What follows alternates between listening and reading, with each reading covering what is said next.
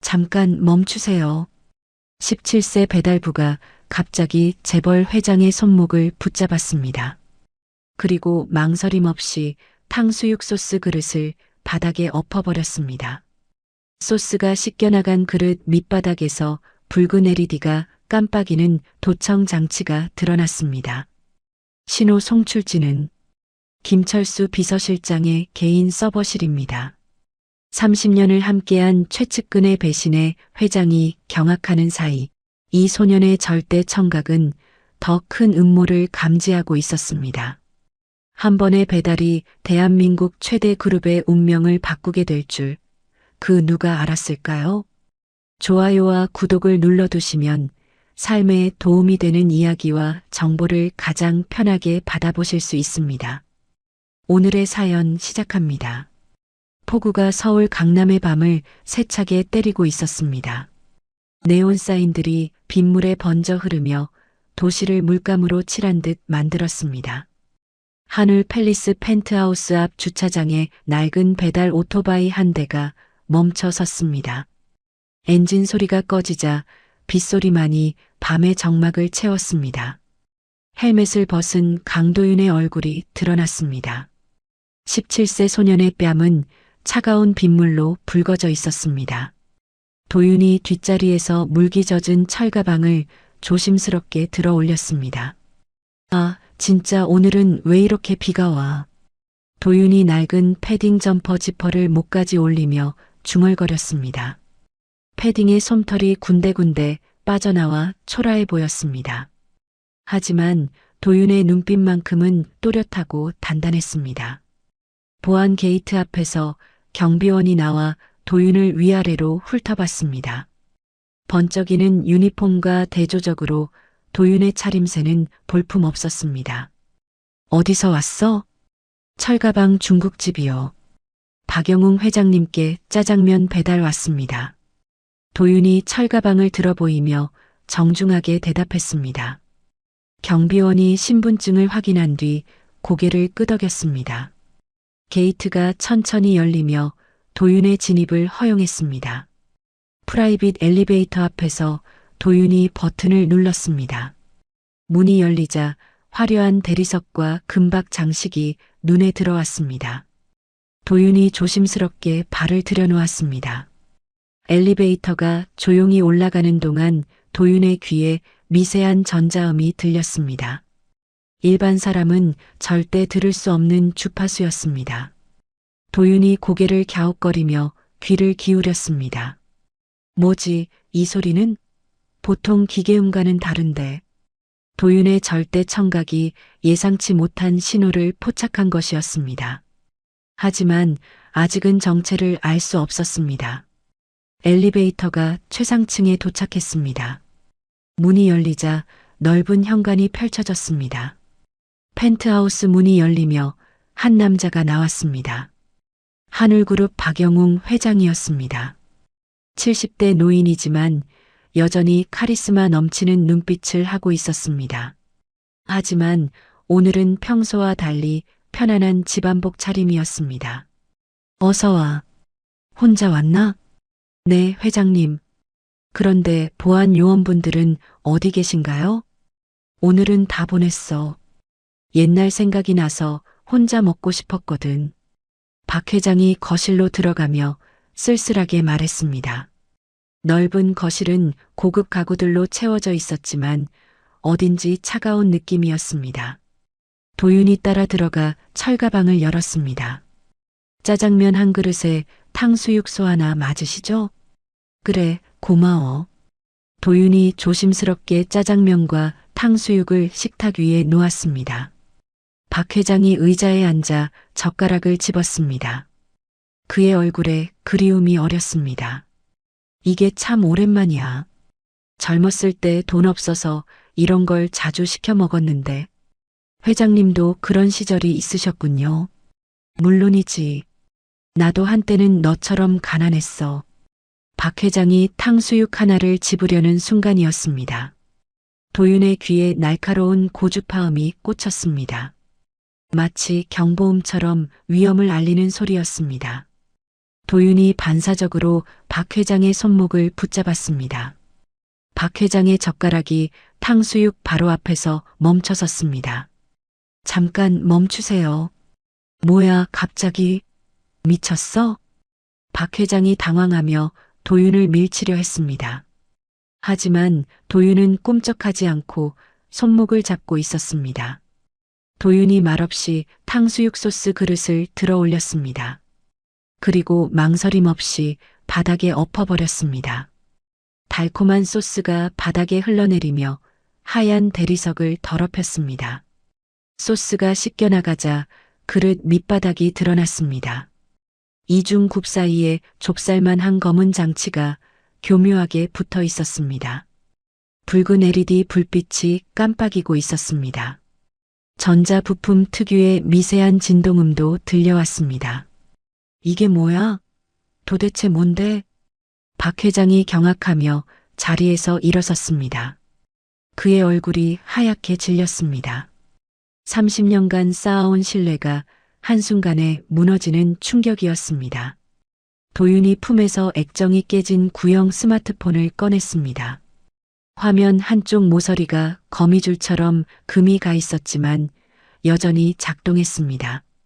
도윤이 와이파이 스펙트럼 분석 앱을 실행했습니다. 도청 장치입니다. 누군가 회장님을 감시하고 있어요. 화면에 복잡한 전파 신호들이 그래프로 나타났습니다. 도윤의 손가락이 빠르게 화면을 조작했습니다. 역추적 프로그램이 실행되며 신호의 송출지를 찾기 시작했습니다. 박 회장이 도윤의 어깨 너머로 화면을 들여다봤습니다. 숫자와 그래프들이 빠르게 변화했습니다.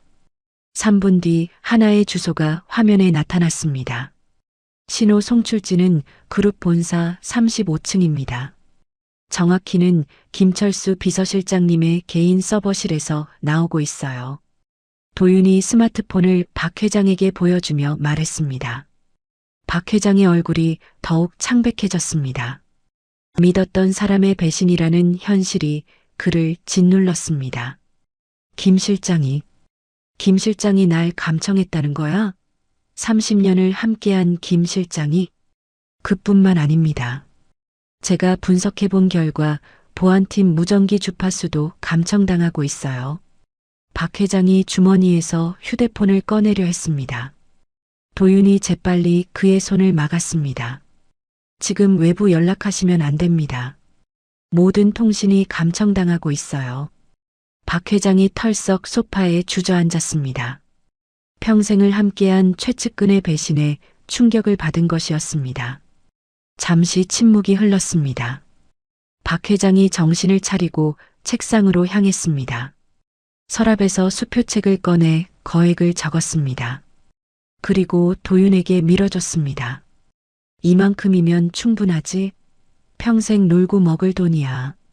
오늘 일은 잊어버려. 도윤이 수표를 받아들었습니다. 금액을 확인한 뒤 박 회장을 똑바로 쳐다봤습니다. 그리고 수표를 반으로 찢어버렸습니다. 돈은 필요 없어요.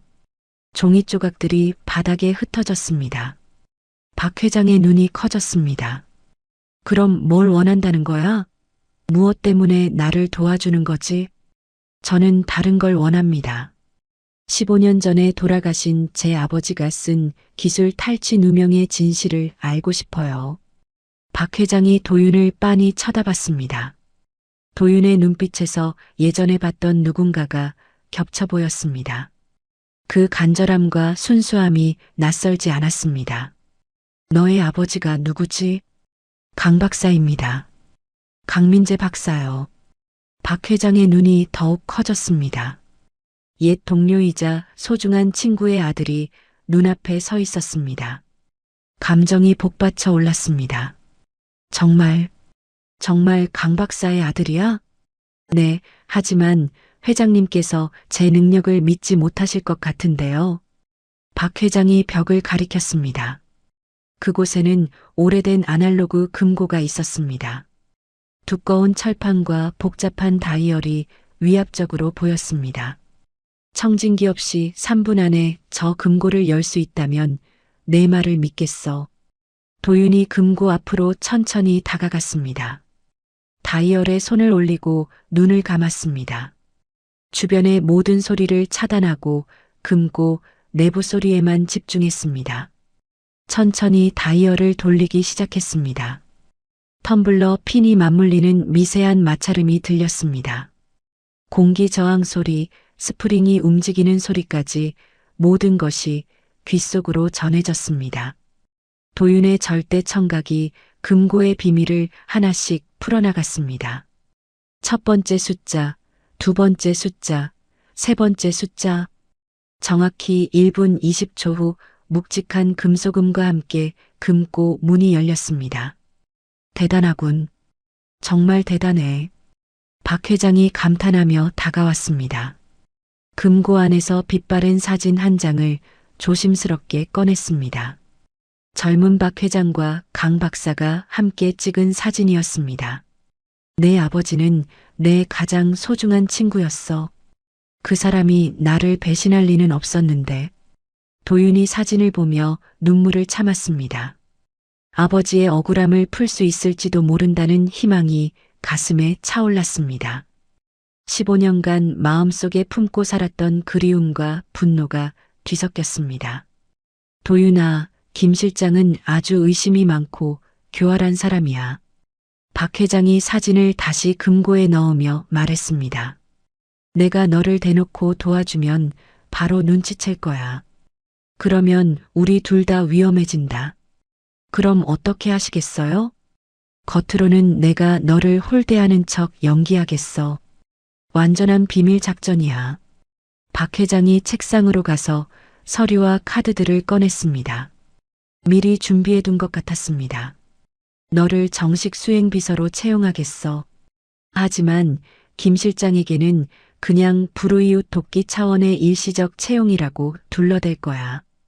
도윤이 낡은 패딩 주머니 속을 만졌습니다. 아버지의 유품인 고장난 녹음기가 들어있었습니다. 전원도 켜지지 않지만 도윤에게는 가장 소중한 물건이었습니다. 알겠습니다. 김 실장의 꼬리를 반드시 잡아내겠어요. 박 회장이 법인카드와 출입증을 도윤에게 건네줬습니다. 카드들이 도윤의 손에 전해지는 순간 새로운 인생이 시작되는 느낌이었습니다. 내일부터 당장 본사로 출근해. 하지만 조심하고 절대 혼자서 무리하지 마. 도윤이 카드들을 받아 소중히 품었습니다. 창밖에서는 여전히 빗소리가 들려왔습니다. 하지만 이제 그 소리가 두렵지 않았습니다. 감사합니다, 회장님. 아버지의 명예와 회장님을 반드시 지켜내겠습니다. 도윤이 철가방을 들고 문 쪽으로 향했습니다. 박 회장이 뒤에서 그 모습을 지켜봤습니다. 엘리베이터 문이 닫히면서 도윤의 모습이 사라졌습니다. 박 회장이 창가로 가서 밖을 내려다봤습니다. 도윤이 오토바이에 올라타 빗속으로 사라지는 모습이 보였습니다. 꼬리등이 어둠 속에서 점점 작아졌습니다. 강 박사, 내 아들은 정말 대단한 아이구나. 너를 닮아서 용감하고 의로워. 박 회장이 혼잣말로 중얼거렸습니다. 손에 든 옛 사진을 가슴에 꽉 품었습니다. 오랜만에 느끼는 희망의 감정이었습니다. 다음 날 아침 8시 하늘그룹 본사 앞은 출근하는 직장인들로 붐볐습니다. 고급 승용차들과 정장 차림의 사람들 사이로 도윤이 나타났습니다. 중국집 사장님이 빌려준 헐렁한 정장을 입고 있었습니다. 소매가 길어서 손목이 보이지 않았고 바지단도 발등을 덮을 정도였습니다. 어휴, 이게 뭐야? 완전히 허수아비 같네. 지나가던 직원이 도윤을 보고 속삭였습니다. 도윤이 고개를 들고 당당하게 본사 로비로 들어갔습니다. 대리석 바닥에 구두 소리가 울렸습니다. 로비에서 김철수 비서실장이 기다리고 있었습니다. 50대 중반의 단정한 외모지만 눈빛이 차갑게 느껴졌습니다. 김 실장이 도윤을 위아래로 훑어보며 코웃음을 쳤습니다. 이게 회장님이 말씀하신 그 배달부야? 네, 강도윤입니다. 잘 부탁드립니다. 도윤이 정중하게 인사했습니다. 김 실장이 팔짱을 끼고 빙글빙글 도윤 주위를 돌며 말했습니다. 정말 볼품없군. 이런 애를 왜 채용하셨는지 모르겠어. 열심히 하겠습니다. 열심히 해봤자 뭐 하겠어. 그냥 회장님 선심 쓰시는 거겠지. 그때 박 회장이 전용 엘리베이터에서 내려왔습니다. 평소처럼 위험 있는 모습이었습니다. 김 실장이 황급히 뛰어가 인사했습니다. 회장님, 안녕하세요. 새로운 직원 데려왔습니다. 박 회장이 도윤을 흘깃보고는 무심하게 말했습니다. 아, 그래. 그런데 왜 이렇게 볼품없어 보이지? 정말 일을 할 수 있겠어? 도윤이 마음이 쓰라렸지만 참았습니다. 약속된 연기라는 걸 알고 있었기 때문입니다.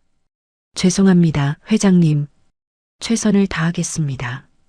뭐, 기대는 안 하겠어. 김 실장, 적당한 곳에 배치해놔. 박 회장이 냉랭하게 말하고는 회장실로 올라갔습니다. 김 실장이 만족스러운 표정을 지었습니다. 역시 회장님도 이 애를 그냥 동정으로 뽑으신 거라고 확신했습니다. 자, 따라와. 네가 일할 곳을 보여줄게. 김 실장이 도윤을 이끌고 엘리베이터에 탔습니다. 하지만 위층이 아닌 지하로 향했습니다. 엘리베이터가 지하 2층에서 멈췄습니다. 여기가 내 작업장이야. 문서고 관리실이지. 문이 열리자 컴컴한 지하실이 나타났습니다. 곰팡이 냄새와 함께 오래된 종이 냄새가 코를 찔렀습니다. 형광등도 몇 개가 깜빡거리고 있었습니다. 여기서 오래된 문서들을 정리하고 관리하는 게 내 일이야. 알겠습니다. 도윤이 담담하게 대답했습니다. 김 실장이 의외라는 표정을 지었습니다. 불평 한마디 없이 받아들이는 게 신경에 거슬렸습니다. 참고로 여기는 아무도 안 내려와. 혼자서 외롭게 지내야 돼. 괜찮습니다. 정말 이상한 놈이네. 그럼 열심히 해. 김 실장이 올라간 뒤 도윤은 지하실을 둘러봤습니다. 하지만 그의 표정에는 실망이 아닌 만족이 떠올랐습니다. 이곳은 건물의 중앙배관이 모이는 곳이었습니다. 완벽해. 여기서라면 건물 전체 소리를 들을 수 있겠어. 도윤이 환풍구를 찾아다녔습니다. 구석진 곳에 35층과 연결된 배관이 있었습니다. 도윤이 배낭에서 개조된 마이크를 꺼냈습니다. 이걸로 김 실장 사무실까지 들을 수 있을 거야. 마이크를 환풍구에 설치하고 수신기를 켰습니다. 잡음이 섞인 소리가 들려왔습니다. 점점 선명해지더니 35층의 대화 소리가 잡혔습니다. 완벽하군. 도윤이 미소를 지었습니다. 이제 본격적인 감청이 시작되었습니다. 그날 저녁 도윤은 야간 근무 시간을 이용해 35층에 잠입했습니다. 복사기 수리기사 작업복을 입고 있었습니다. 야간 경비원에게 수리 작업 계획서를 보여줬습니다. 김 실장님 사무실 복사기가 고장 났다고 하더라고요. 아, 그래요? 들어가세요. 도윤이 김 실장 사무실에 들어갔습니다. 고급 가구들과 각종 상장들이 벽에 걸려 있었습니다. 하지만 도윤의 관심은 구석에 있는 복사기였습니다. 복사기에 귀를 대고 들어봤습니다. 하드디스크 구동 소음이 불규칙했습니다.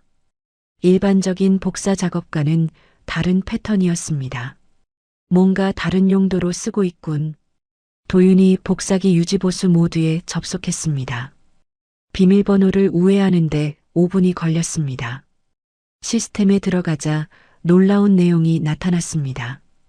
파쇄된 문서들의 백업 로그 파일이 있었습니다.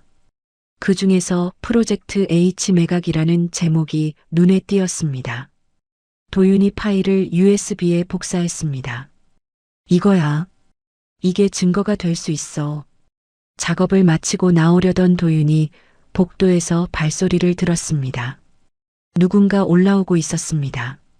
도윤이 재빨리 계단으로 숨었습니다. 김 실장이 야간에 사무실로 들어가는 모습이 보였습니다. 밤늦은 시간에 무슨 일로 온 것일까요? 도윤이 조심스럽게 뒤를 따랐습니다. 사무실에서 김 실장이 누군가와 통화하는 소리가 들렸습니다. 네, 내일 오피스텔에서 만나죠. 계획대로 진행하면 됩니다. 도윤이 더 자세히 들으려고 문에 가까이 갔습니다. 그때 복도 끝에서 경비원이 나타났습니다. 거기 누구세요? 아, 복사기 수리 끝났습니다. 내려가는 중이었어요. 도윤이 당황하지 않고 대답했습니다. 경비원이 의심스럽게 쳐다봤지만 그냥 지나갔습니다. 다음 날 도윤은 지하실에서 확보한 정보를 분석했습니다. 김 실장이 태성그룹 관계자와 정기적으로 만난다는 사실을 알아냈습니다. 만나는 장소는 강남의 한 오피스텔이었습니다. 이제 현장을 확인해야겠어. 도윤이 퀵서비스 시절 동료들에게 연락했습니다. 무전기로 상황을 설명하고 도움을 요청했습니다. 형들, 도와주세요. 김 실장 꼬리를 잡아야 해요. 오케이, 도윤아. 뭘 하면 되지? 차량 추적 좀 도와주세요. 저녁 시간 하늘그룹 지하 주차장에서 작전이 시작되었습니다. 동료들이 오토바이로 주변을 맴돌며 경비원들의 시선을 끌었습니다. 그 사이 도윤이 김 실장의 세단 밑으로 기어 들어갔습니다. 위치 추적기를 부착하려는 순간이었습니다. 김 실장이 갑자기 나타나 차에 탑승했습니다. 도윤이 미처 빠져나오지 못한 상황이었습니다. 뭔 소리지? 김 실장이 이상한 기척을 느꼈습니다. 하지만 곧 시동을 걸고 차를 출발시켰습니다. 도윤이 차 밑에서 간발의 차이로 위험을 모면했습니다. 차가 주차장을 빠져나가면서 도윤이 바닥을 굴렀습니다. 뒷바퀴에 깔릴 뻔한 아찔한 순간이었습니다. 하지만 바닥에서 무언가 반짝이는 걸 발견했습니다. 김 실장이 떨어뜨린 세컨드폰의 유심칩이었습니다. 도윤이 재빨리 주워 담았습니다. 이것도 중요한 증거가 될 수 있어. 그날 밤 도윤은 유심칩을 분석했습니다. 통화 기록과 문자 내용을 복구했습니다. 김 실장이 태성그룹 임원과 주고받은 메시지들이 나왔습니다. 내일 밤 오피스텔에서 최종 계획 논의. 회장 제거 후 회사 매각 진행. 도윤의 손이 떨렸습니다. 박 회장을 해치려는 구체적인 계획이 담겨 있었습니다. 이제 현장을 직접 확인해야 해. 다음 날 밤 도윤은 해당 오피스텔로 향했습니다. 외벽 배관을 타고 올라가 김 실장이 있는 층에 도착했습니다. 창문 틈으로 내부를 들여다봤습니다. 김 실장이 태성그룹 임원과 마주 앉아 있었습니다. 대화 내용이 선명하게 들렸습니다. 회장의 약을 계획대로 서서히 독성이 있는 것으로 바꾸고 있습니다. 좋아요. 자연스럽게 건강이 악화되는 것처럼 보이게 하세요. 며칠 더 지나면 의식을 잃을 겁니다. 그때 손녀를 내세워 경영권을 넘기죠. 도윤이 충격을 받았습니다. 박 회장이 서서히 독살당하고 있었던 것입니다. 증거를 확보하기 위해 창문에 마이크를 부착하려 했습니다. 그때 낡은 배관이 삐걱거리는 소리를 냈습니다. 김 실장이 고개를 돌려 창문 쪽을 쳐다봤습니다. 뭔 소리지? 밖에 누가 있나? 태성그룹 임원이 창문으로 다가왔습니다. 도윤이 재빨리 몸을 숨겼지만 이미 늦었습니다. 여보세요, 보안팀이요? 옥상에 침입자가 있는 것 같습니다. 곧이어 보안 요원들이 옥상으로 올라오는 소리가 들렸습니다. 도윤이 급히 옆 건물로 뛰어넘었습니다. 아슬아슬한 점프였습니다. 착지하면서 팔에 상처를 입었지만 도윤은 계속 달렸습니다. 배달일을 하며 익힌 골목 지형 지식을 활용했습니다. 좁은 골목과 계단을 이용해 추격자들을 따돌렸습니다. 이쪽으로 갔다. 놓치지 마. 보안 요원들의 외침이 뒤에서 들렸지만 점점 멀어졌습니다. 도윤이 안전한 곳까지 도망친 후 상처를 확인했습니다. 팔에서 피가 흐르고 있었습니다. 박 회장님께 빨리 알려야 해. 피투성이가 된 채로 펜트하우스에 도착한 도윤을 본 박 회장은 연기를 집어치웠습니다. 급히 구급상자를 가져와 도윤을 치료해줬습니다. 도윤아, 괜찮니? 어떻게 된 거야? 회장님이 위험해요. 김 실장이 회장님을 독살하려고 해요. 도윤이 녹음한 내용을 들려줬습니다. 박 회장의 손이 떨렸습니다. 하지만 아직 결정적인 증거가 부족했습니다. 도윤아, 김 실장이 눈치채지 못하게 계속 약을 먹는 척만 하고 뱉어내마. 네, 조심하세요. 이제 더 위험한 수를 쓸 수도 있어요. 치료를 마친 도윤이 아버지의 고장난 녹음기를 만졌습니다. 빗물이 스며든 탓인지 전원 램프가 불안하게 깜빡였습니다. 하지만 포기할 수 없었습니다. 아버지, 조금만 더 기다려주세요. 반드시 진실을 밝혀낼게요. 도윤의 부상 일주일 후 인천공항 입국장은 기자들과 플래시로 가득했습니다. 3년 만에 귀국하는 박세희를 취재하려는 언론들이 몰려들었습니다. 24세의 아름다운 여성이 선글라스를 낀 채 나타났습니다. 박세희 씨, 3년 동안 어디 계셨나요? 할아버지 건강은 어떠신가요? 경영 승계에 관심 있으신가요? 기자들의 질문이 쏟아졌습니다. 박세희가 선글라스를 벗으며 미소를 지었습니다. 할아버지가 많이 편찮으시다고 해서 급히 돌아왔어요. 그동안 너무 걱정됐거든요. 눈물까지 글썽이는 연기였습니다. 기자들이 감동받은 표정으로 사진을 찍어댔습니다. 2시간 후 박세희가 펜트하우스에 도착했습니다. 박 회장이 거실에서 기다리고 있었습니다. 박세희가 달려가 박 회장을 껴안았습니다. 할아버지, 정말 보고 싶었어요. 눈물을 흘리며 애절하게 말했습니다. 박 회장도 손녀를 반갑게 맞았습니다. 세희야, 잘 왔구나. 많이 컸네. 할아버지 건강이 많이 안 좋아 보여요. 정말 걱정됐어요. 그때 지하실에서 감청하던 도윤이 이상한 신호를 포착했습니다. 박세희의 손목 시계에서 김 실장의 도청 장치와 같은 주파수가 나오고 있었습니다. 도윤의 얼굴이 굳었습니다. 설마 박세희까지? 도윤이 급히 펜트하우스로 연락하려 했지만 이미 늦었습니다. 박세희가 박 회장에게 말하고 있었습니다. 할아버지, 건강을 위해서 환경을 바꿔야 할 것 같아요. 무슨 말이니? 지금 일하시는 분들을 다 바꾸고 제가 데려온 사람들로 교체하는 게 좋겠어요. 박 회장이 당황했습니다. 갑자기 왜 그런 말을? 할아버지께서 너무 예민해지셨어요. 새로운 환경이 필요해요. 박세희가 이미 대기시켜둔 사람들을 불러들였습니다. 기존 고용인들이 모두 해고되고 박세희의 사람들로 교체되었습니다. 박 회장은 어리둥절했지만 손녀의 뜻을 거스를 수 없었습니다.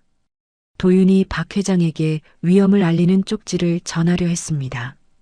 하지만 박세희가 이미 도윤의 접근을 차단해 놨습니다. 새로운 경비원들이 도윤을 막았습니다. 죄송하지만 출입 금지 명단에 있네요. 뭐라고요? 저는 회장님의 수행 비서인데요. 박세희님 지시입니다. 그날 김 실장은 사내 게시판에 도윤을 모함하는 글을 올렸습니다. 경쟁사에 기밀을 팔아넘기려 했다는 조작된 증거였습니다. 직원들 사이에서 도윤에 대한 안 좋은 소문이 퍼졌습니다. 저 배달부가 스파이였대. 역시 의심스러웠어. 회장님도 너무 순진하셔. 이사회가 긴급 소집되었습니다. 김 실장이 도윤의 해고를 건의했습니다. 이런 위험한 인물을 그대로 둘 수 없습니다. 박 회장은 박세희와 김 실장의 감시 속에서 어쩔 수 없이 도윤에게 근신 처분을 내렸습니다. 마음은 아팠지만 표면적으로는 냉정한 척해야 했습니다. 당분간 출근하지 마라. 조사가 끝날 때까지 기다려. 도윤이 펜트하우스에서 쫓겨나던 날이었습니다. 엘리베이터 앞에서 박세희가 다가왔습니다. 주변에 아무도 없자 가면을 벗었습니다. 주제 파악 좀 해, 쥐새끼야. 차가운 미소를 지으며 속삭였습니다. 도윤이 박세희를 똑바로 쳐다봤습니다. 회장님이 당신의 정체를 알게 되면 어떻게 될까요? 그럴 일은 없을 거야. 할아버지는 이제 내 손 안에 있거든. 박세희가 비릿하게 웃으며 돌아섰습니다. 엘리베이터 문이 닫히면서 도윤은 건물에서 쫓겨났습니다. 며칠 후 박세희는 새로운 계획을 실행했습니다. 박 회장이 약을 먹는 척하고 버린다는 것을 눈치챘기 때문입니다. 할아버지, 약으로는 효과가 부족한 것 같아요. 무슨 말이니? 주사 치료로 바꿔야겠어요. 의료진을 불렀습니다. 의사와 간호사들이 들어왔습니다. 하지만 이들은 박세희가 매수한 가짜 의료진이었습니다. 주사를 맞으시면 빨리 좋아지실 거예요. 박 회장이 거부하려 했지만 박세희가 강요했습니다. 할아버지 건강을 위한 일이에요. 억지로 주사를 맞은 박 회장은 급격히 쇠약해졌습니다. 의식이 혼미해지기 시작했습니다. 박세희가 여러 서류를 가져와 박 회장 앞에 놓았습니다. 할아버지, 이것들에 서명 좀 해주세요. 이게 뭔지 잘 안 보이는구나. 그냥 서명만 해주세요. 회사 운영에 필요한 거예요. 정신이 흐릿한 상태에서 박 회장이 지장을 찍었습니다. 박세희가 만족스러운 미소를 지었습니다. 한편 도윤은 회사 서버 접속이 차단되자 다른 방법을 찾았습니다. 펜트하우스 근처 나무에 올라가 망원경으로 내부를 감시했습니다. 박 회장의 상태가 심각하다는 걸 확인했습니다. 망원경 속에서 박세희가 전화하는 모습이 보였습니다. 입모양을 읽어보니 충격적인 내용이었습니다. 주주총회 날 할아버지를 치매로 몰아내고 회사를 넘기겠다. 상대방은 태성그룹 부회장인 것 같았습니다. 도윤이 증거를 잡기 위해 펜트하우스 진입을 시도했습니다. 하지만 강화된 보안 시스템에 가로막혔습니다. 젠장, 어떻게 들어가지? 여러 번 시도했지만 모두 실패했습니다. 절망에 빠진 도윤이 빗속에서 주저앉았습니다. 아버지의 녹음기를 꽉 쥐었습니다. 그때 빗물이 녹음기 안으로 스며들었습니다. 전기 합선이 일어나며 스파크가 튀었습니다. 지지직거리는 잡음과 함께 짧은 음성이 흘러나왔습니다. 김 실장, 자니가 기술을 빼돌리려는 걸 알고 있네. 아버지의 생전 목소리였습니다. 도윤의 심장이 뛰었습니다.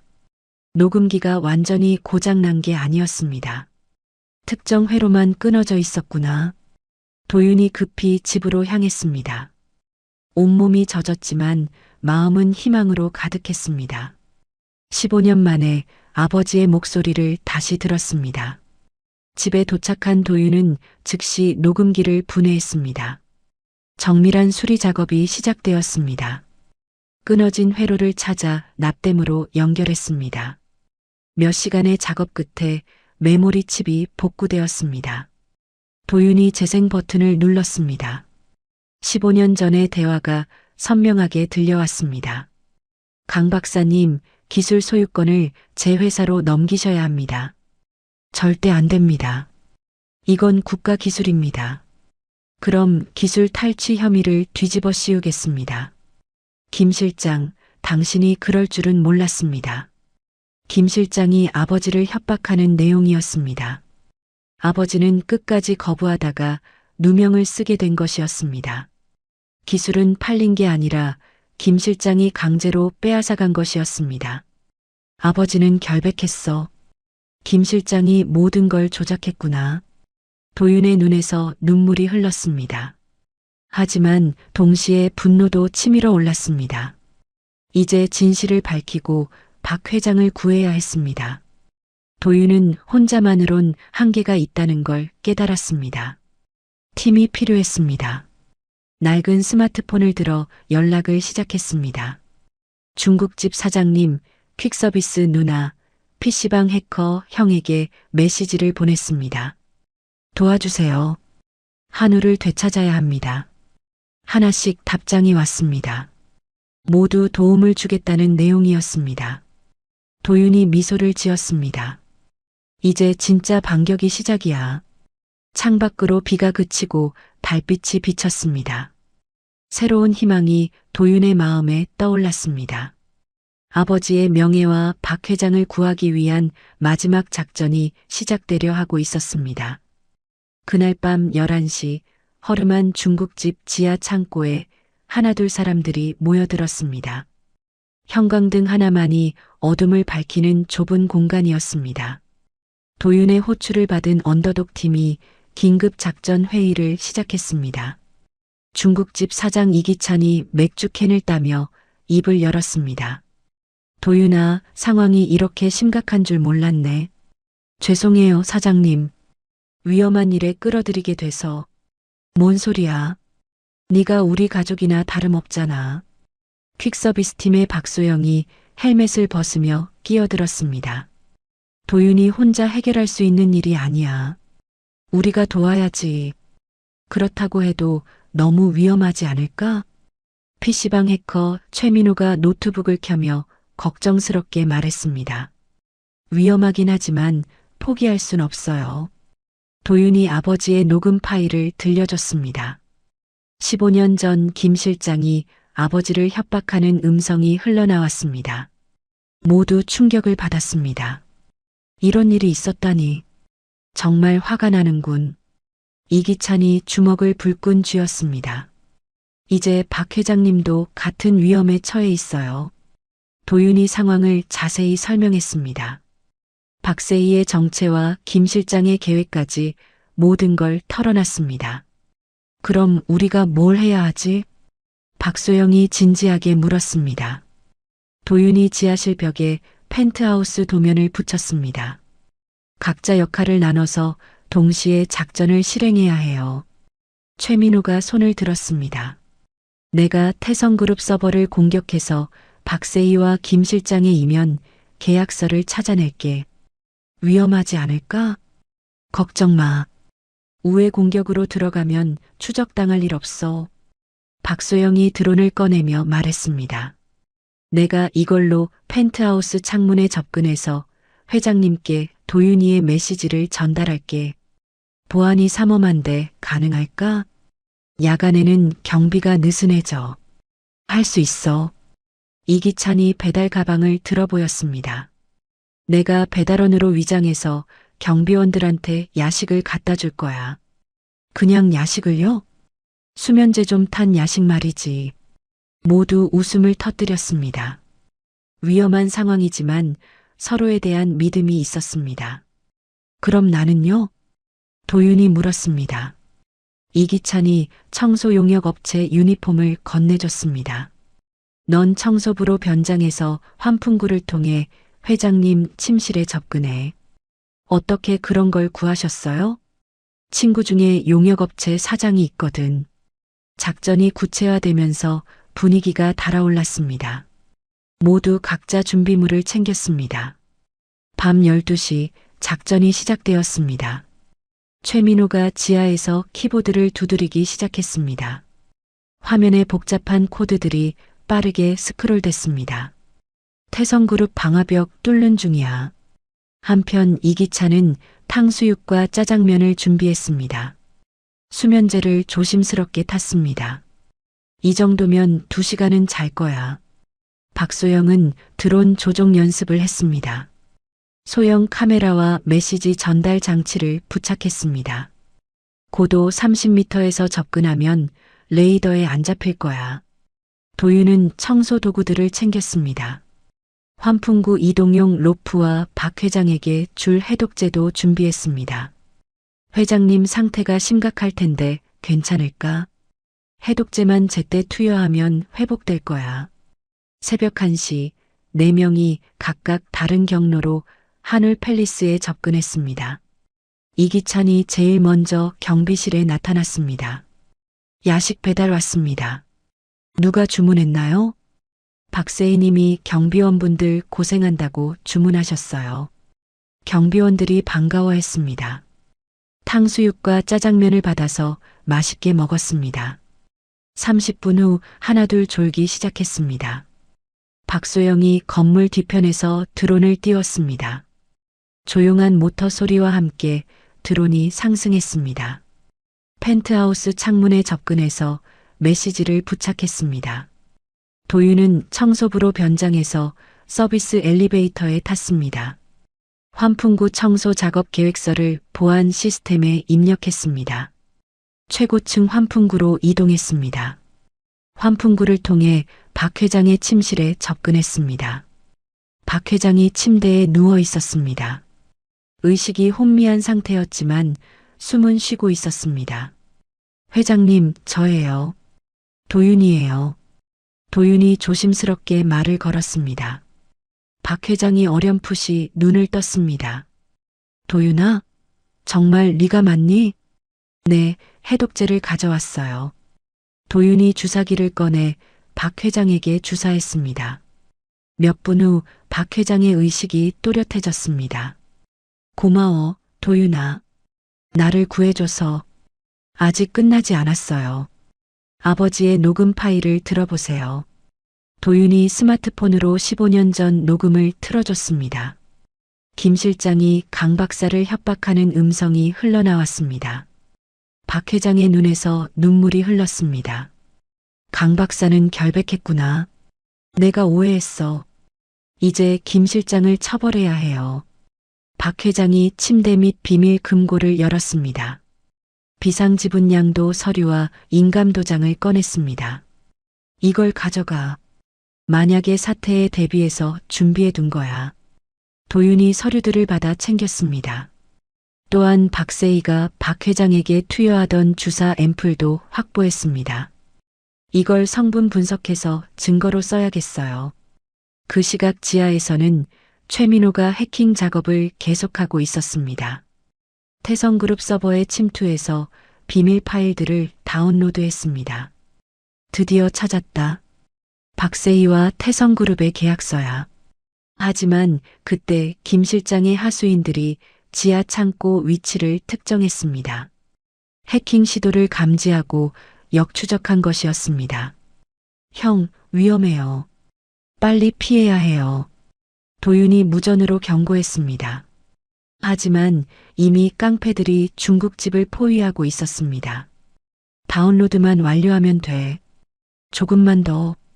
최민호가 끝까지 키보드를 두드렸습니다. 셔터가 부서지는 소리가 들렸습니다. 깡패들이 지하로 내려오고 있었습니다. 도윤이 펜트하우스에서 급히 탈출했습니다. 오토바이를 몰고 중국집으로 질주했습니다. 박소영도 드론 작업을 마치고 오토바이로 달려왔습니다. 어서 와라. 깡패들이 지하로 들이닥치려는 순간이었습니다. 도윤과 박소영이 도착해서 연막탄을 터뜨렸습니다. 소화기 분말까지 뿌려서 시야를 차단했습니다. 모두 이쪽으로. 이기찬이 비상구를 가리켰습니다.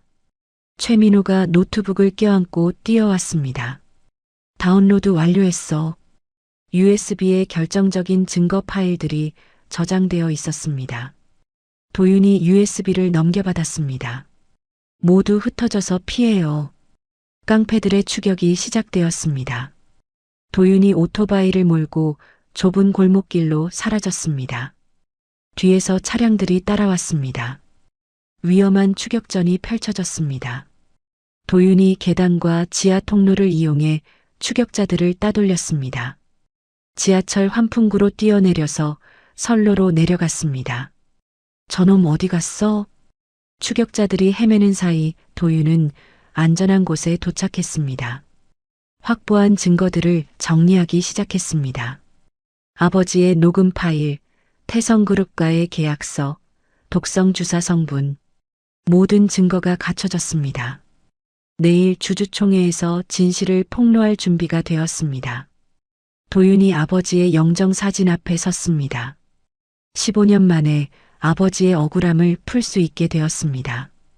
아버지, 내일이면 모든 게 끝나요. 반드시 진실을 밝히겠습니다. 주주총회 당일 아침이 밝았습니다. 도윤은 더 이상 배달부 복장이 아닌 말끔한 정장을 입었습니다. 박 회장이 미리 맞춰둔 것이었습니다. 하지만 도윤은 초심을 잃지 않았습니다. 만약의 사태에 대비해 낡은 패딩을 정장 위에 걸쳐 입었습니다. 각종 장비들을 숨기기 위해서였습니다.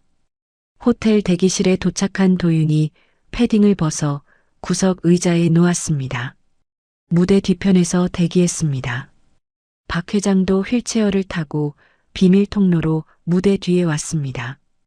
두 사람이 마주보며 굳은 악수를 나눴습니다. 준비됐나, 도윤아? 네, 회장님. 이제 진실을 밝힐 시간이에요. 주주총회 시작 10분 전 호텔 대강당은 이미 아수라장이 되어 있었습니다. 박세희의 회장 취임에 반대하는 소액 주주들과 찬성하는 대주주들 간의 격론이 벌어지고 있었습니다. 박세희가 뭘 안다고 회장이 되겠다는 거야. 회장님이 편찮으신데 누가 경영하시겠어요. 3년간 어디 갔었는지도 모르는 사람이. 고성과 야유가 강당을 가득 채웠습니다. 기자들이 카메라를 들고 이 모습을 담아내고 있었습니다. 단상에 오른 박세희는 검은 정장에 진주 목걸이를 한 단정한 모습이었습니다. 하지만 그의 눈빛은 차갑고 계산적이었습니다. 마이크 앞에 서서 거짓 눈물을 흘리기 시작했습니다. 주주 여러분, 저는 할아버지의 건강 악화를 보며 정말 가슴이 아픕니다. 목이 메는 듯한 연기를 펼쳤습니다. 더 이상 할아버지께 무거운 짐을 지게 할 수는 없습니다. 제가 책임지고 회사를 이끌어 나가겠습니다. 일부 주주들이 박수를 쳤습니다. 하지만 반대 목소리도 만만치 않았습니다. 김 실장이 연단에 올라 투표 개시를 선언하려는 순간이었습니다. 갑자기 장내 스피커에서 귀를 찢는 하울링 소리가 울려 퍼졌습니다. 기익. 참석자들이 귀를 막으며 고개를 돌렸습니다. 그와 동시에 모든 조명이 꺼졌습니다. 강당이 암흑 속에 잠겼습니다. 뭐야, 정전이야? 누가 조명 좀 켜. 혼란 속에서 비상전력이 가동되었습니다. 대형 스크린에 영상이 나타나기 시작했습니다. 휠체어를 탄 박 회장과 도윤의 모습이 생중계되고 있었습니다. 무대 뒤편 문이 천천히 열렸습니다. 박 회장이 휠체어를 타고 나타났고 도윤이 그 뒤를 따랐습니다. 강당이 순식간에 조용해졌습니다. 도윤이 마이크를 잡고 당당하게 말했습니다. 주주 여러분, 진실을 알려드리겠습니다. 스크린에 박세희가 박 회장을 감금하는 영상이 재생되었습니다. 강제로 주사를 놓는 장면까지 선명하게 담겨 있었습니다. 참석자들이 경악했습니다. 저건 딥페이크 조작이야. 가짜 영상이라고. 박세희가 소리치며 부정했습니다. 하지만 도윤은 침착하게 대응했습니다. 영상 속 벽걸이 TV를 보세요. 어제 뉴스 속보가 나오고 있습니다. 화면이 확대되면서 뉴스 날짜가 선명해졌습니다. 박세희가 차고 있는 한정판 시계도 클로즈업 되었습니다. 이 시계는 어제 출시된 제품입니다. 조작 영상이라면 불가능한 일이죠. 도윤이 스마트폰을 꺼내 박세희를 향했습니다. 심장 박동 분석 앱이 실행되었습니다. 박세희 씨의 현재 심박수는 분당 120회입니다. 극도로 긴장한 상태죠. 과학적 데이터가 스크린에 표시되었습니다. 성문 분석 결과도 함께 나타났습니다.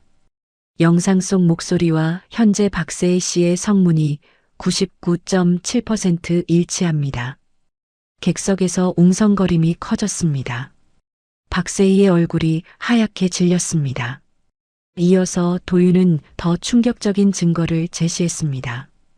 이제 15년 전 진실을 공개하겠습니다. 아버지의 녹음 파일이 재생되었습니다. 김 실장이 강 박사를 협박하는 음성이 강당에 울렸습니다. 김 실장이 기술을 훔쳐 차명 계좌로 로열티를 챙긴 금융거래 내역입니다. 스크린에 복잡한 자금 이동 내역이 나타났습니다. 15년간 수백억 원을 빼돌린 기록이었습니다. 격분한 주주들이 일어서서 항의하기 시작했습니다. 이게 무슨 일이야? 우리가 속았구나. 물병과 신발이 단상을 향해 날아왔습니다. 태성그룹 관계자들이 황급히 뒷문으로 도주하려 했습니다. 도윤이 미리 준비한 신호를 보냈습니다. 강당 뒤편에서 검찰 수사관들이 들어왔습니다. 정장 차림의 수사관들이 도주하는 태성그룹 임원들을 가로막았습니다. 김철수, 박세희 씨에 대한 긴급 체포영장이 발부되었습니다. 수사관이 영장을 보여주며 고지했습니다. 김 실장이 주변 경호원들을 시켜 저항하려 했습니다. 뭘 하고 있어? 저자들을 막아. 하지만 박 회장이 일어서서 호통쳤습니다. 모두 물러서라. 감히 범죄자를 보호할 셈이냐.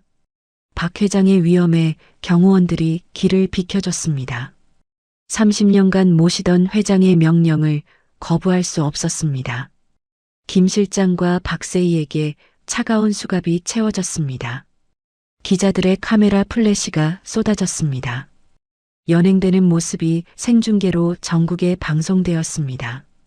이건 음모야. 조작이라고. 박세희가 끝까지 부정하며 소리쳤습니다. 하지만 아무도 믿지 않았습니다. 김 실장은 체념한 표정으로 고개를 떨어뜨렸습니다. 30년간 쌓아올린 모든 것이 한순간에 무너졌습니다. 박 회장이 천천히 단상에 올라섰습니다. 휠체어에서 일어서서 마이크 앞에 섰습니다. 해독제 덕분에 기력을 많이 회복한 상태였습니다. 주주 여러분, 죄송합니다. 진심이 담긴 사죄였습니다. 저의 부주의로 인해 회사가 위험에 처했습니다. 앞으로는 전문 경영인 체제를 도입하겠습니다. 그리고 도윤을 가리켰습니다. 이 젊은이의 용기와 능력이 한울그룹을 구했습니다. 강도윤 군의 공로를 치하합니다. 박수갈채가 터져 나왔습니다. 참석자들이 일어서서 박수를 쳤습니다. 도윤이 깊이 인사했습니다. 쏟아지는 박수 속에서 도윤은 희미하게 아버지의 환영을 보았습니다. 아버지가 미소 지으며 고개를 끄덕이는 듯 했습니다. 눈물이 흘러내렸습니다. 박 회장이 다가와 도윤을 따뜻하게 안아줬습니다. 고마워, 도윤아. 내 덕분에 모든 게 밝혀졌어. 저야말로 감사합니다. 아버지의 명예를 되찾게 해주셔서. 주주총회가 끝나고 축하 연회 준비가 시작되었습니다.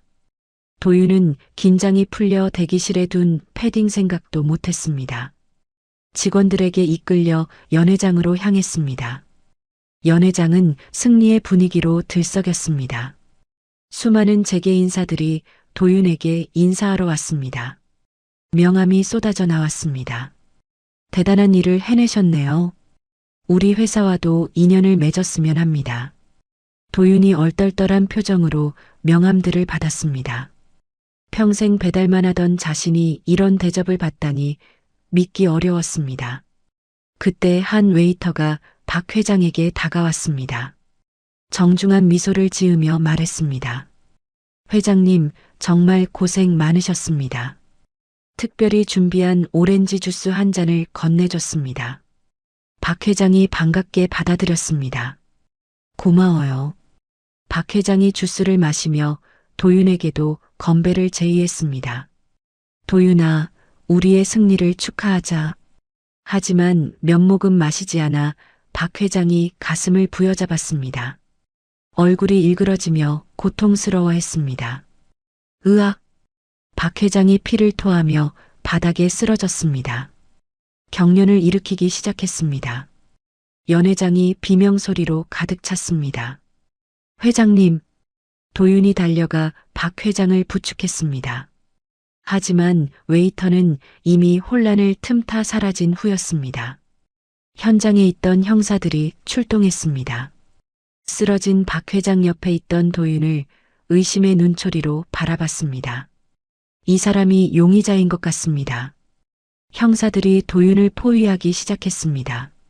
모든 것이 다시 원점으로 돌아가는 듯한 절망적인 순간이었습니다. 구급차 사이렌이 호텔 앞을 가득 채웠습니다. 의료진이 박 회장을 응급실로 이송하는 동안 경찰은 연 회장을 봉쇄했습니다. 법의학팀이 박 회장의 주스 잔을 분석한 결과가 나왔습니다. 치사량의 청산가리가 검출되었습니다. 형사 박태준이 검사 결과를 확인하며 말했습니다. 모든 시선이 마지막까지 박 회장 곁에 있던 도윤에게 집중되었습니다. 강도윤 씨, 당신이 가장 유력한 용의자입니다. 도윤이 억울함을 호소했습니다. 저는 회장님을 구하려고 했어요. 왜 제가 해치겠어요? 하지만 현장에서 당신만이 접근 가능했습니다. 그때 형사 한 명이 도윤의 정장 주머니를 뒤지기 시작했습니다. 안주머니에서 작은 유리병이 나왔습니다. 독약의 빈 병이었습니다. 이게 뭡니까? 도윤이 경악했습니다. 저건 제 것이 아니에요. 누군가 몰래 넣어둔 거예요. 변명하지 마세요. 증거가 명확합니다. 바로 그때 TV에서 속보가 나왔습니다. 호송 중이던 김 실장이 탈옥했다는 뉴스였습니다. 김철수가 호송 차량을 탈취하고 도주했습니다. 기자의 목소리가 연 회장에 울렸습니다. 교도관을 매수해서 계획적으로 탈옥한 것이었습니다. 여론이 순식간에 바뀌었습니다. 온라인에는 음모론이 급속히 퍼져나갔습니다. 도윤이 김 실장과 짜고 회사를 삼키려 했다. 처음부터 다 계획된 일이었다. 기정사실처럼 받아들여졌습니다. 도윤에게 수갑이 채워지려는 찰나였습니다. 갑자기 호텔 전체가 정전되었습니다. 비상벨이 요란하게 울렸습니다. 혼란 속에서 보안팀 강동철 팀장이 나타났습니다. 이쪽으로 오세요. 강 팀장이 도윤의 손목을 잡고 비상구로 이끌었습니다. 어둠 속에서 경찰들이 헤맸습니다. 회장님이 만약의 사태를 대비해 저에게 당신을 믿으라고 하셨습니다. 강 팀장이 뛰면서 말했습니다. 비상계단을 통해 호텔 주방으로 향했습니다. 하지만 지하 주차장까지 가는 길목마다 경찰과 김 실장의 사병들이 지키고 있었습니다. 모든 출구가 봉쇄된 상황이었습니다. 어떻게 빠져나가죠? 도윤이 절망스럽게 물었습니다. 강 팀장이 쓰레기 수거 차량을 가리켰습니다. 저 차 짐칸에 숨으세요. 검문을 통과할 수 있을 겁니다. 도윤이 악취나는 쓰레기 더미 속에 몸을 숨겼습니다. 역겨운 냄새를 참으며 숨을 죽였습니다. 수거 차량이 검문소에 도착했습니다. 뭘 싣고 가는 거야? 음식 쓰레기요. 빨리 처리해야 해서요. 운전기사가 자연스럽게 대답했습니다. 경찰이 대충 확인하고 통과시켜줬습니다. 호텔을 벗어난 도윤은 안전한 곳에서 뉴스를 확인했습니다. 박 회장이 중환자실에서 생사를 오가고 있다는 소식이었습니다. 회장님이 위독하다고 절망감이 몰려왔습니다. 자신의 결백을 증명할 방법도 없어 보였습니다. 도심에 폐쇄된 창고에 숨어든 도윤은 좌절감에 빠졌습니다. 모든 계획이 수포로 돌아간 것 같았습니다. 그때 문득 어떤 생각이 떠올랐습니다.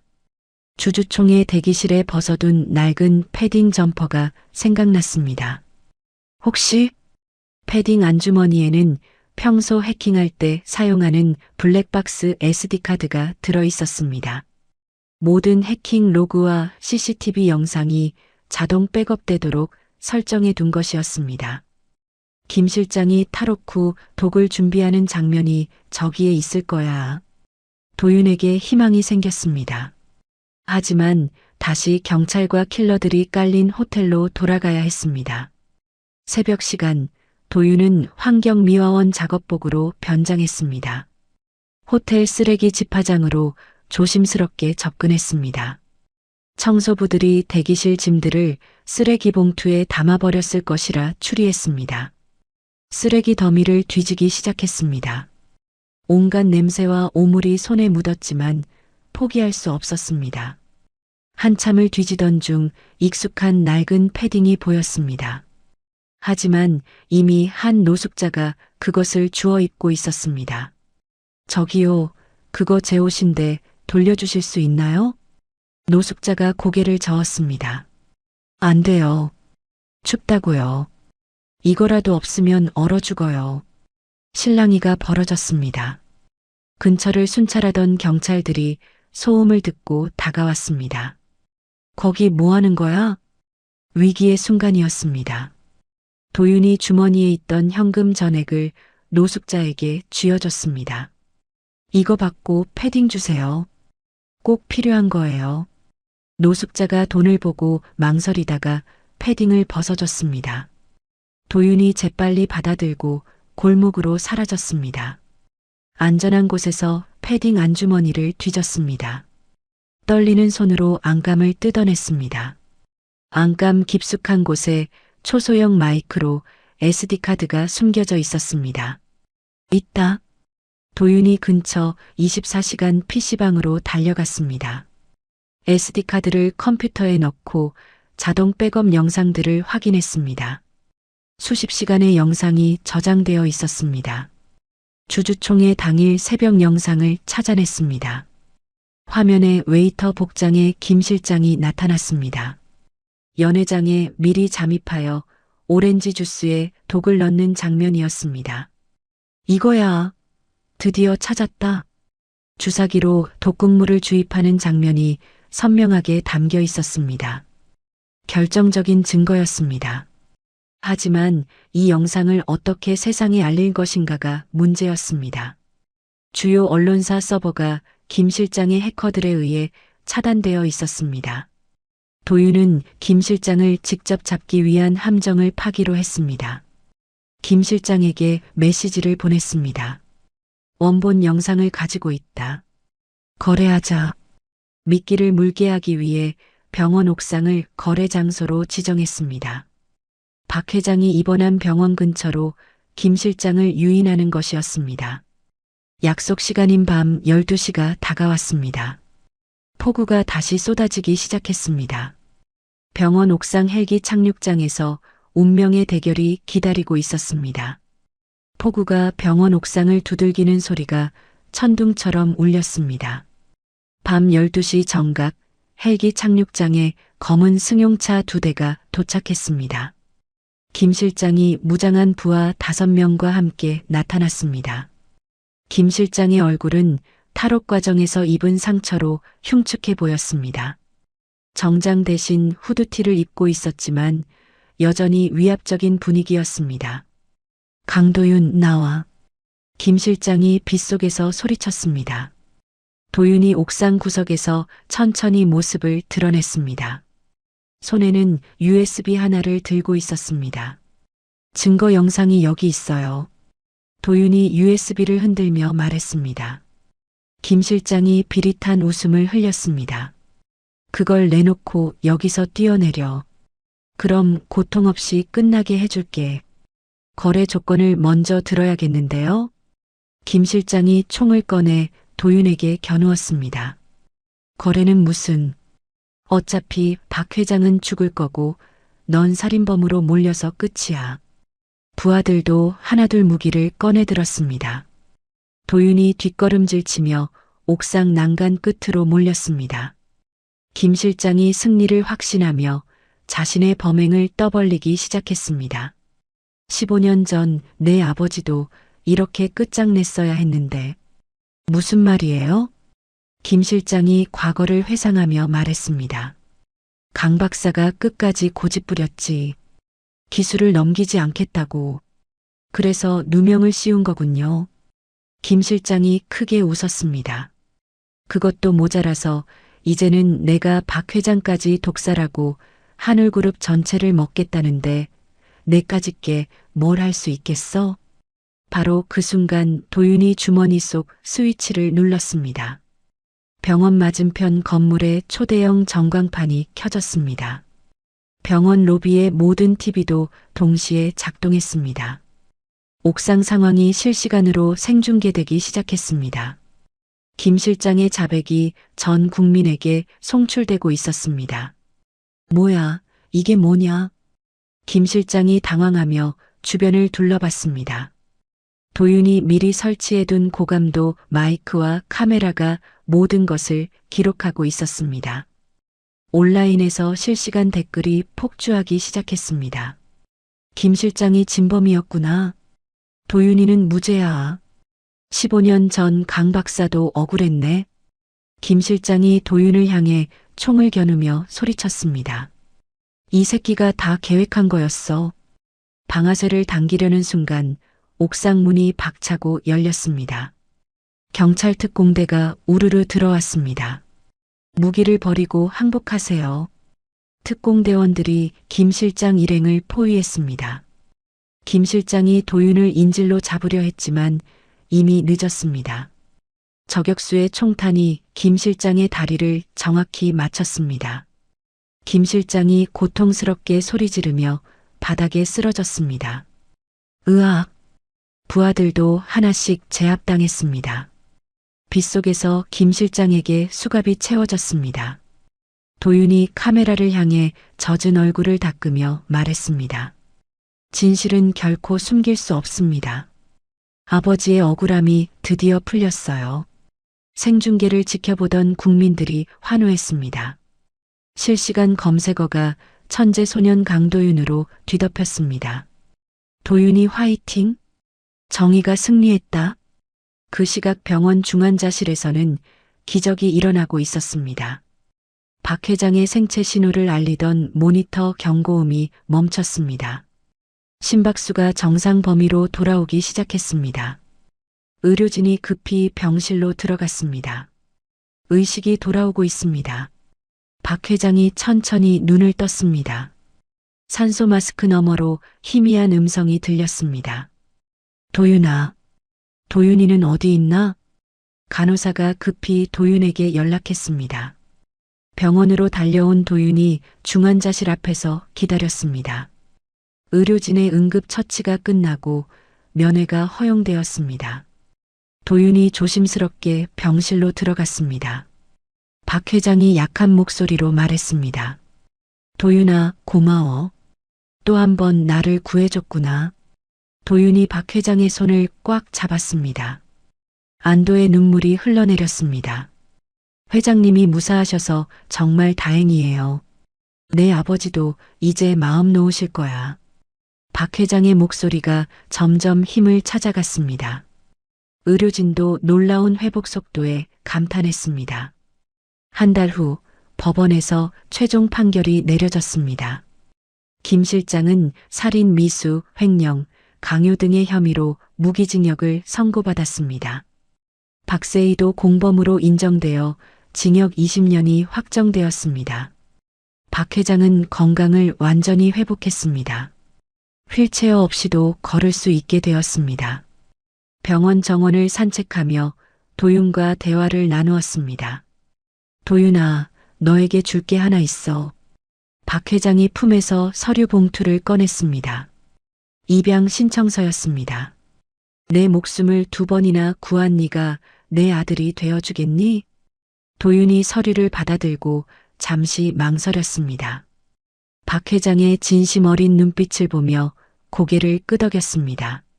네, 아버지. 박 회장이 도윤을 꽉 안아줬습니다. 15년 만에 도윤에게 진짜 가족이 생긴 순간이었습니다. 정식으로 박 회장의 양자가 된 도윤은 박도윤이라는 새 이름을 얻었습니다. 하지만 사내에서는 여전히 천재 해커 이사님으로 불렸습니다. 하늘그룹은 도윤의 주도로 완전히 새롭게 태어났습니다. AI 기반의 투명 경영 시스템이 도입되었습니다. 기술 탈취를 방지하는 보안 플랫폼을 개발해서 무료로 배포했습니다. 도윤은 아버지의 이름을 딴 강앤드박 장학재단을 설립했습니다. 가난하지만 재능 있는 IT 영재들을 전폭적으로 지원하는 재단이었습니다. 예전 중국집 사장님과 언더독 팀원들이 본사 스카이라운지에 초대받았습니다. 성대한 탕수육 파티가 열렸습니다. 도윤은 그들과 격없이 어울렸습니다. 사장님, 정말 감사했어요. 이기찬이 도윤의 어깨를 토닥였습니다. 뭘 그래? 우리는 영원한 가족이야. 도윤은 자신의 낡은 패딩 점퍼와 철가방을 집무실 유리 진열장에 전시해 두었습니다. 초심을 잃지 않겠다는 다짐의 상징이었습니다. 박 회장은 경영 일선에서 물러나 명예회장이 되었습니다. 도윤은 전문 경영인을 영입한 뒤 자신은 최고 기술 책임자가 되었습니다. 연구와 개발에 전념하며 더 나은 세상을 만들어가고 있었습니다. 화창한 주말 오후 도윤과 박 회장은 함께 강민재 박사의 산소를 찾았습니다. 서울 근교 언덕에 자리한 조용한 묘역이었습니다. 가을 단풍이 붉게 물든 나무들이 평화로운 분위기를 자아냈습니다. 아버지, 보고 계시죠? 도윤이 묘비 앞에 무릎을 꿇고 말했습니다. 박 회장도 옆에서 조용히 고개를 숙였습니다. 15년 동안 억울하셨을 텐데 이제 모든 게 밝혀졌어요. 도윤이 새로 찍은 가족 사진을 묘비 앞에 놓았습니다. 박 회장과 함께 찍은 사진이었습니다. 두 사람 모두 환한 미소를 짓고 있었습니다. 박 회장이 묵념을 마치고 입을 열었습니다. 강 박사님, 아들을 잘 키우셨습니다. 이제 제가 잘 돌보겠습니다. 바람이 불어와 나뭇잎들이 살랑거렸습니다. 마치 아버지가 대답하는 것 같았습니다. 아버지, 이제 세상의 소음들이 고통스럽지 않아요. 도윤이 눈을 감고 주변 소리에 귀를 기울였습니다. 새들의 지저김, 바람소리, 멀리서 들리는 아이들 웃음소리, 모든 것이 아름다운 멜로디로 들렸습니다. 예전에는 모든 소리가 날카로웠는데 이제는 세상이 이렇게 아름답게 들려요. 박 회장이 도윤의 어깨에 손을 올렸습니다. 네가 마음의 평화를 찾았구나. 네, 아버지 덕분이에요. 두 아버지 모두요. 산소에서 내려오는 길, 도윤은 예전처럼 귀를 막거나 움츠러들지 않았습니다. 도시의 소음을 온전히 받아들이며 당당하게 걸었습니다. 자동차 소리, 공사장 소리, 사람들의 대화 소리까지 모든 것이 자연스러웠습니다. 정말 많이 변했네. 박 회장이 흐뭇하게 바라보며 말했습니다. 도윤이 미소를 지었습니다. 이제 소음이 아니라 세상의 목소리로 들려요. 그때 도윤의 스마트워치로 긴급 알림이 울렸습니다. 강 팀장으로부터 보안 관련 메시지였습니다. 회사에 해킹 시도가 있었나 보네. 예전 같았으면 당황했겠지만 도윤은 여유롭게 화면을 터치했습니다. 몇 번의 조작으로 문제를 간단히 해결했습니다. 끝났네요. 박 회장이 감탄했습니다. 이제는 이런 일도 식은 죽 먹기구나. 경험이 쌓이니까 어려울 게 없어요. 두 사람은 나란히 하늘그룹 본사를 향해 걸었습니다. 길에서 배달 오토바이 한 대가 지나갔습니다. 도윤이 잠시 멈춰서서 그 모습을 바라봤습니다. 과거의 자신과 같은 처지의 라이더였습니다. 도윤이 마음속으로 응원을 보냈습니다. 힘내세요. 언젠가는 기회가 올 거예요. 박 회장이 도윤의 마음을 읽은 듯 말했습니다. 내 장학재단으로 저런 친구들을 많이 도울 수 있겠구나. 네, 그게 제 꿈이에요. 본사 로비에 들어서자 직원들이 정중하게 인사했습니다. 안녕하세요, 박도윤 이사님. 명예회장님, 안녕하세요. 존경의 눈빛이 담긴 인사들이었습니다. 도윤이 따뜻한 미소로 화답했습니다. 모두 수고하세요. 엘리베이터가 최상층을 향해 빠르게 올라갔습니다. 투명한 유리창 밖으로 서울의 전경이 펼쳐졌습니다. 한강이 햇빛에 반짝이고 있었습니다. 참 아름다운 도시네요. 도윤이 창밖을 내려다보며 말했습니다. 박 회장도 옆에서 같은 풍경을 바라봤습니다. 네가 지킨 도시야. 저 혼자 한 일은 아니에요. 모두 함께 해낸 거죠. 엘리베이터가 최고층에 도착했습니다. 문이 열리며 널찍한 임원실 층이 나타났습니다. 도윤의 집무실 문패에는 최고 기술 책임자 박도윤이라고 적혀 있었습니다. 집무실 한편 유리 진열장에는 낡은 패딩 점퍼와 철가방이 전시되어 있었습니다. 초심을 잃지 않겠다는 다짐의 상징이었습니다. 많은 방문객들이 그것을 보며 감동받곤 했습니다. 저 패딩을 보면 언제나 처음 마음이 떠올라요. 도윤이 진열장을 바라보며 말했습니다. 좋은 생각이야. 성공해도 겸손함을 잃지 않는 게 중요하지. 책상 위에는 각종 기술 개발 보고서들이 놓여 있었습니다. 사회에 도움이 되는 기술들을 연구하고 있었습니다. 한쪽 벽면에는 강앤드박 장학재단 수혜자들의 사진이 걸려 있었습니다. 가난한 환경에서도 꿈을 키워가는 아이들의 밝은 표정들이었습니다. 이 아이들을 보면 보람을 느껴요. 도윤이 사진들을 가리키며 말했습니다. 아이들 중 한 명이 도윤과 비슷한 처지의 고등학생이었습니다. 저 친구는 해킹 실력이 정말 뛰어나요. 앞으로가 기대돼요. 네가 좋은 멘토가 되어줄 수 있겠구나. 창밖으로 해가 저물어가고 있었습니다. 서울의 야경이 서서히 모습을 드러냈습니다. 네온 사인들이 하나둘 켜지기 시작했습니다. 도윤이 스마트폰으로 언더독 팀 단체 채팅방에 메시지를 보냈습니다. 오늘 저녁에 중국집에서 회식할까요? 곧바로 답장들이 올라왔습니다. 좋지. 탕수육 먹고 싶었어. 나도 갈게. 짜장면 땡긴다. 도윤이가 쏘는 거지? 도윤이 웃으며 답장했습니다. 당연하죠. 다 제가 쏠게요. 박 회장이 그 모습을 보며 흐뭇해했습니다. 좋은 친구들을 두었구나. 가족 같은 사람들이에요.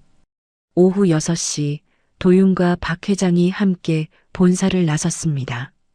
저녁 약속이 있어서 일찍 퇴근하는 것이었습니다.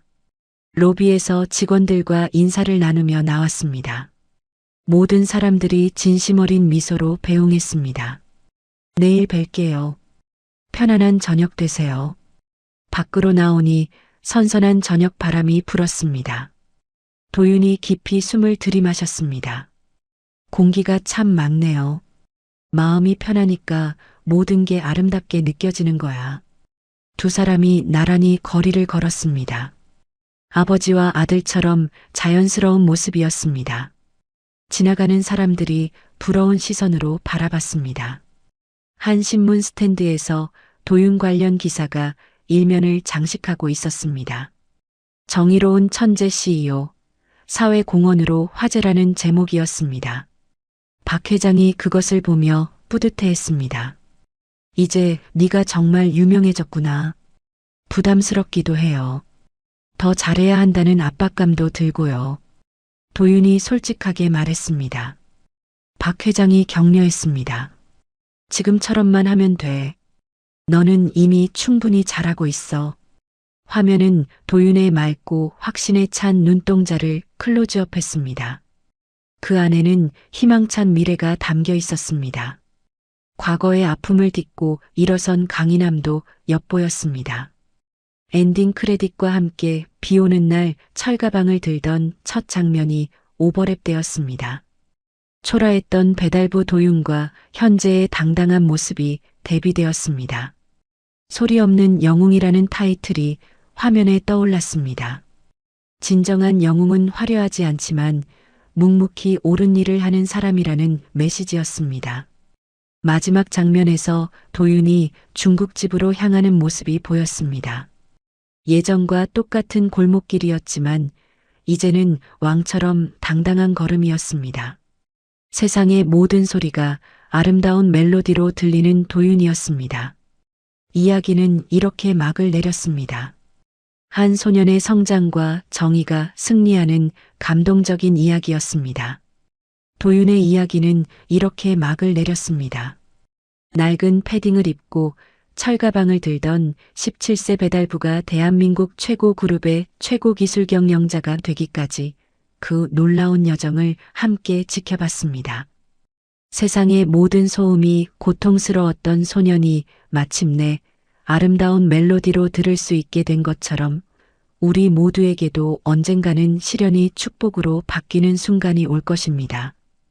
가장 어려운 순간에도 포기하지 않는 용기, 불의 앞에서 굽히지 않는 정의감, 그리고 무엇보다 진실을 향한 끝없는 열정이 있다면 말입니다. 도윤처럼 절대 청각 같은 특별한 재능은 없을지라도 우리 각자에게는 세상을 바꿀 수 있는 고유한 능력이 분명히 있습니다. 그 능력을 발견하고 올바른 곳에 사용할 때 기적 같은 변화가 시작될 것입니다. 이야기를 끝까지 들어주신 분이 계시다면 잘 들었다고 댓글 하나만 남겨주세요. 감사합니다.